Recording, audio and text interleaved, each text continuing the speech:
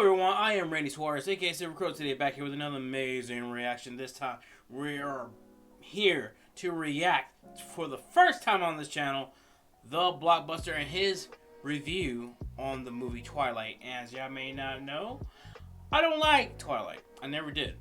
Not because of the book and everything. I actually did read the book, it just wasn't my cup of tea. And the movie, let's just say, just confirmed that more. But I also didn't understand why people were fighting over two people, Team Jacob, Team Edward. I never cared. At the end of the day, if summing up, she kind of reminds me of Jenny and Forrest Gump, but worse. But anyway, but y'all not here for me to rant about Twilight. Y'all here to see me watch someone review Twilight. So, if you like any of this content, please like, comment, and subscribe to my channel. Like, comment, and subscribe to Rod Blockbuster. I will leave the original link to this video down below so you can watch it uninterrupted. Also link to my Twitter, Instagram, TikTok. Follow me on those other platforms. Also link to my Cashapp. Feel gracious enough to donate whatever you want to donate. That's fine. Don't. That's fine as well. Same thing, super things. But by donating, like, comment, subscribe, and sharing, and all that good stuff, however you show your support, and let me know you rock with the reactions, rock with the channel, and rock with your boy. But further ado, buckle up and let's get started. All right, we here with some more. Well, first time, like I said, we're here with Blockbuster review of Twilight, so here we go. Previously on the Blockbuster Busters Halloween Havoc. It's on like Donkey Kong.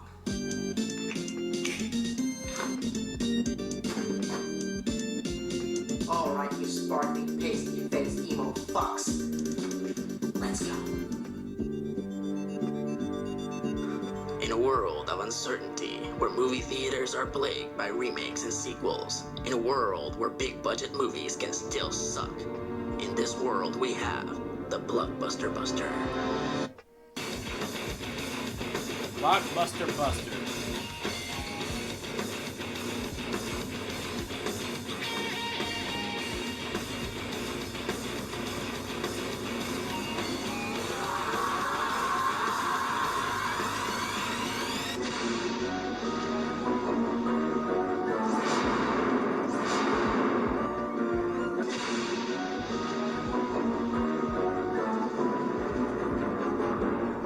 All of them jumping Edward, which, to be fair, yeah, okay, that's very fair to me. Greetings, fanboys and fangirls, werewolves and witches. I'm Erod, and I'm the Blockbuster Buster. In 1922, general audiences were introduced to the first ever cinematic vampire through F.W. Murnau's Nosferatu. 1931, the late great Bela Lugosi immortalizes the vampire with his portrayal of Dracula, forever cementing the vampire as one of the most feared and dominant creatures in the horror genre for years to come. Yeah. 1994, Warner Brothers releases Interview with the Vampire, based on the popular book series by Anne Rice, and single-handedly turned vampires into the idiocy of the romanticized vampire. To be fair, yes, but I think they got a resurgence with Blade, and definitely with Underworld, kind of, the first two. And the third one. The third one's my favorite, but anyway. A very strong trend during the mid-90s, and just like any dumb trend, it was only a matter of time before it cycled back around and returned. This is it, Legionnaires. I'm not fucking around anymore. Today, I'm scraping the bottom of the shit barrel. This is Twilight. So our movie begins as our main character, Bella Swan, is moving to the small town of Forest. Wait, hold it! The main character's name is Bella Swan. Bella, as in Bela Lugosi. Swan, as in Swan Lake, the opening song from Dracula. I'm so... In a weird way, Bella Swan probably would sound like an awesome tag name for any game thing, like, to me. But for like a movie, like, just kind of yeah, too much on the nose. But as a horror fan, I can't refer to this emotionless bimbo by that name. From now on, I dub thee Deadpan McGee. So Fair. Deadpan moves in with her dad, who is really good friends with Shark Boy. Hi, I'm Jacob. You're Shark Boy! So you gotta double pump the clutch when there's shift, but besides that, you should be good. Any more advice, Shark Boy? Relax, lay about, or my face will put you out. Deadpan goes to an average school, complete with your average group of dorks, spasses, and doormats. Now, rumor has it that there is a secret sect of vampires at this school, but vampires vampires are really good at blending in with humans, so they're pretty damn hard to spot. Mm-hmm. Really now.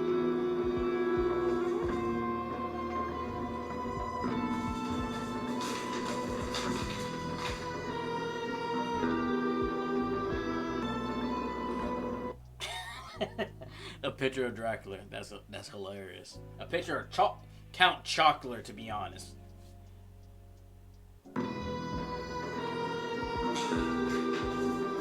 Among the pasty-faced emo kids, Deadpan meets Edward. Look at that goofy hair. What? Deadpan is assigned to be Edward's lab partner, but he can't stand the way she smells. You're offended by her scent? What a what? Also, doesn't help in the background. There's a fan blowing. You little prick. You don't deserve to have such a dignified name like Edward. From now on, you're Captain Whiny Pants. Deadpan decides to confront Whiny about his rude reaction to her scent, but they strike up a pleasant conversation and develop feelings for one another. I don't know why, since their conversation basically goes like this. I like you so much, I almost made a facial expression. I like hair gel. The next day, Deadpan heads to her truck. And here's the thing, because I was forced to watch this movie, because I went on a date. Now, I can say this comfortably. I think the books show a little bit more emotion than the actual movie. And that's sad, to be honest.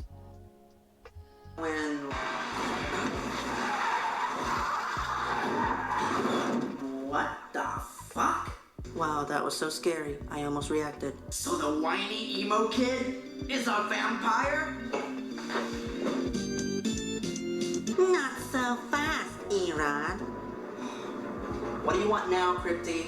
I think you should hold off on the violence until the end of the review. Why should I do what you say? You're not the boss of me. It's just a simple request. What? Are you chicken? What did you call me? Oh, nothing. Just called you chicken. Nobody, but nobody calls me chicken. We'll see who keeps his cool the longest. So Whiny being a vampire raises a lot of questions. Like, why would a vampire need to go to school? Why hasn't he eaten anyone yet? And if he truly is a vampire, how can he be out in the daytime? Shouldn't he be bursting into flames? I guess he uses that super sunblock Deacon Frost invented. Looks like your mascara's running. Now, the concept of a good vampire is not completely unheard of. Forever Knight, Blade, and Angel are all examples of good vampires. The difference is that all these characters have good motivations not to eat people. For example, Blade is half human, and Angel has a soul. Whiny, on the other hand, he doesn't eat people because... My family, we think of ourselves as vegetarians. You're a vampire vegetarian? Wow, that is so just fucking lame. Damn, that's... So your substance is probably food coloring and water. Yeah. That's just bad. Hell, I can only think of one vampire that can be a vegetarian and make it look cool.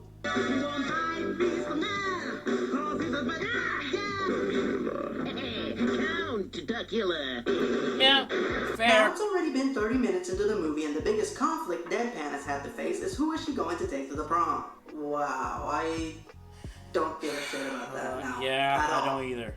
What else you got? No, don't funk with my heart. Don't you worry about a thing, you know you got me frustrated. The Black Eyed Peas attacking a fisherman.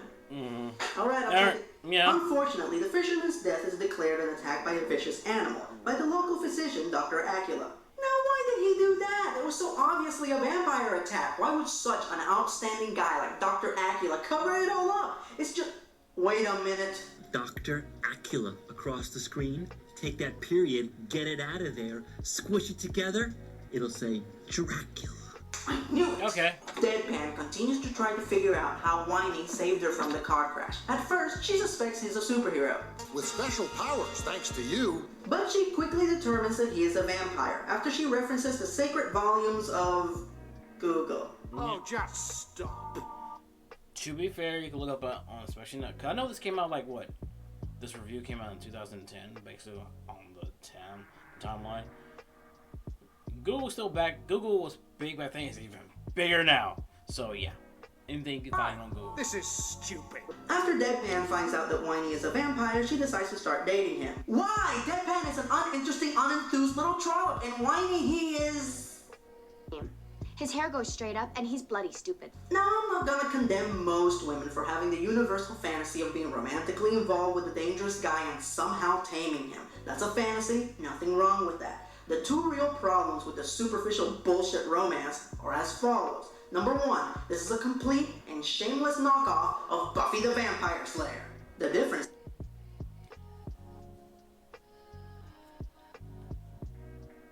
I never thought of it that way.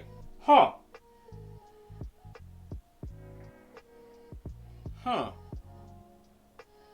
Yeah. And quoting to Dean Winchester, these are not vampires, these are douchebags. And this is my second point, those characters had good reasons to be together, as both Buffy and Angel were supernatural beings who didn't belong in their respective worlds. Henceforth, they could only relate to one another. Yeah. Other than being pasty-faced, emotionless blank slates, these two assholes have absolutely no motivation to do the things that they do, and all their scenes are like this! I love you. I'm a killer. I think killers are sexy. I need more hair gel. And people like to justify this movie.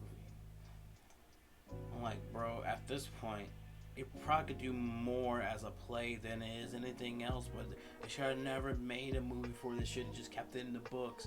And yet we had horny, angsty teenage girls fighting over it. I still remember it because people were clawing each other's eyes out between Edward and Jacob because friendships have broken up because of this crap. Like, seriously. I'm like, what the hell's going on? You'll never understand. Yeah, of course I'm not going to understand because this is insane. Right now, some of you are still wondering how Captain Windy Pants can be walking around in the daytime. Well, I did some research in the sacred volumes of Google, and I found out that there are some towns in the north and northwest that experience year-round cloud coverage, so maybe he can survive in indirect sunlight. Where are we going? Up the mountain. Out of the cloud bank. You need to see what I look like in the sunlight. Say what? So Whiny's gonna commit suicide for no good reason?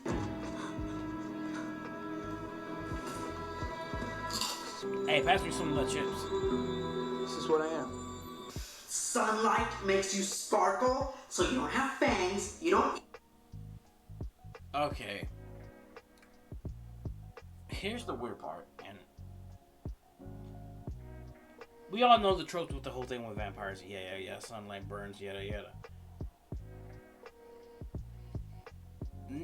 They couldn't create a creative reason for him not burning besides sparkling. Let that sink in. Because him sparkling, glitter all over it, once you think about it, it's pretty damn dumb. People and sunlight makes you sparkle.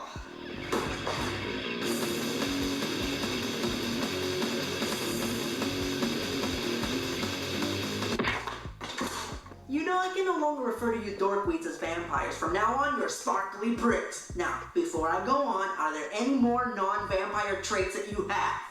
I can read every mind in this room. You can read minds? Good, read mine. Even though the Black Eyed Peas are going around killing people, this has left our lead characters completely unaffected, which has the movie clock in at 1 hour and 13 minutes with zero conflict. The movie still has like 30 minutes to go. I wonder how they're gonna fill the time. Love montage? Oh, God.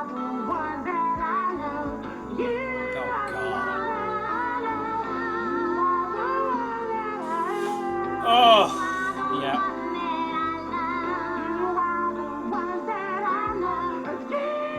Of course, like old cheesy romantic montages, this one culminates in the bedroom. I like watching you sleep. It's, Creepy. Hold on. Yep. Sorry about that, guys. And by Yes, the way, creepy! chicks don't really dig it when you sneak romantic romantic montages, this one culminates in the bedroom. I like watching you sleep. It's, Creepy. And by the way, chicks don't really dig it when you sneak in through their bedroom window. Well, except for Clarissa. Here's all that junk you wanted. Now that the montage is over, they still have a lot of time left over, so what are you gonna do to fill the time?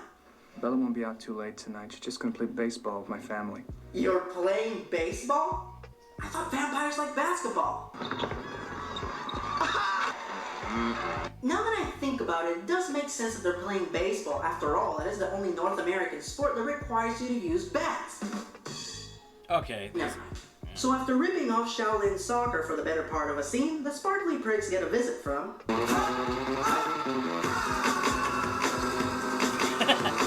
The sparkly pricks convince the Peace to stop eating the citizens of their town. They almost leave until one of them realizes that there's a walking Happy Meal among them. Okay, wait. We have to come up with a nickname for this guy. Everybody else has a nickname. Does anybody have any ideas? Blondie Bear? Oh, that's perfect, Harmony! So Blondie Bear wants to eat Deadpan and... Whoa, wait, where are they going? What are they doing? Why aren't they helping her? Where are they now? What, she has psychic ability? So after spending an hour and a half dragging your ass, you decide... Ludicrous speed! Go! Ugh. Yeah. Alright, I'm gonna try to surmise all this shit as best as I can. Please Blondie Bear wants to eat Deadpan, so the sparkly pricks decide to help her. Why? What is she to me? Good fucking question! To be honest, yes, it is a good question. Due to the fact that if they...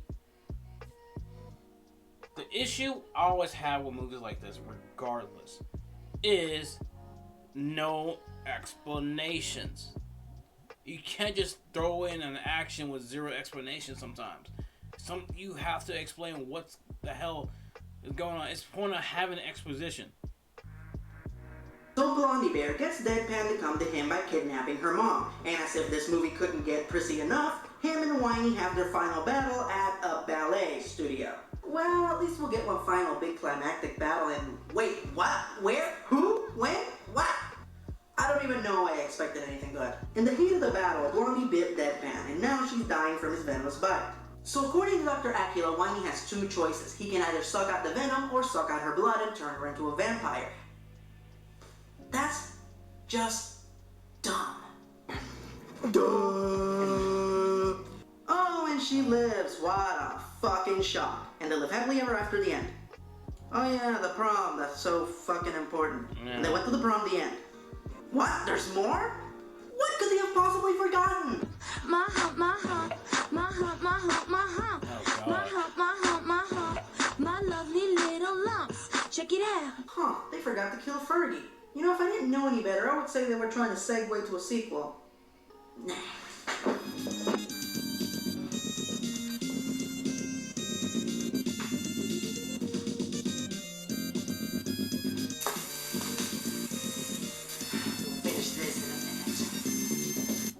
A horrifically heinous heap of horseshit. I don't know who decided to turn Stephanie Meyer's wet drinks into a movie, but they should be put in a straitjacket and locked in a cell. Yep. Wait! Give him an enema first, then put him in a straitjacket. Thank you, Dr. Sweat, that's perfect. Now, I know this is supposed to be more of a romance than a horror movie or an action movie, but I'm not here to diss romance movies, as I'm a firm believer that if a movie's good, it's good no matter what genre it is. But the fact of the matter is that for a romance or a romantic comedy to work, the leads have to have chemistry! These two... And exposition. Because they were like barely in it.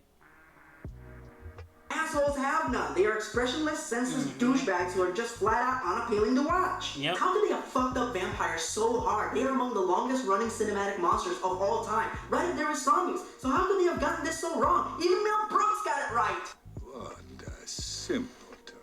And yes, this movie has officially replaced Looney Tunes Back in Action as the worst movie that I've reviewed thus far. Everything else that I've reviewed so far has at least one redeeming quality. This has nothing. It's just unappealing, thoughtless crap that treats the audience like complete fucking imbeciles. I'm not surprised this movie bombed and bombed like absolutely nothing, because nothing fucking happened in this fucking movie. Now, if you excuse me, as the king once said, it's time to take care of business.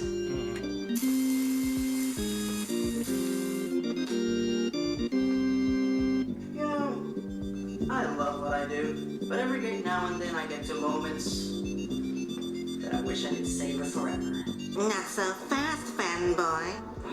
The deed is done, Crypty. Now let me do my thing. You know we're close to reviewing the entire Twilight saga. Saga? Listen, Bonebag, this movie bombed. There's no way it would have a sequel.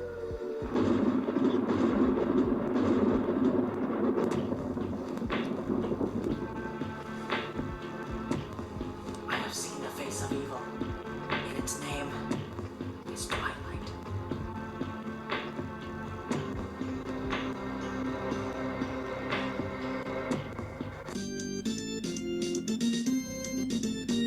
Alright. Now, if y'all want me to react to his reaction to New Moon, let me know in the comments down below.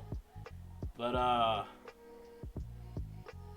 me getting through anything to deal with Twilight is always going to be difficult because I just don't care about it. I really don't. For good reasons, to be honest. But anyway, that's the end of the video. So y'all like any of this content, please like, comment, and subscribe to my channel. Like, comment, and subscribe to Blockbluster Buster. I will leave the original link to this video down below so you can watch it uninterrupted. And if this does well, I'll definitely do New Moon. So, but till next time, please take care of yourself, stay hydrated, stay safe, stay warm. Peace out. Little questions is everything they know about you. No way.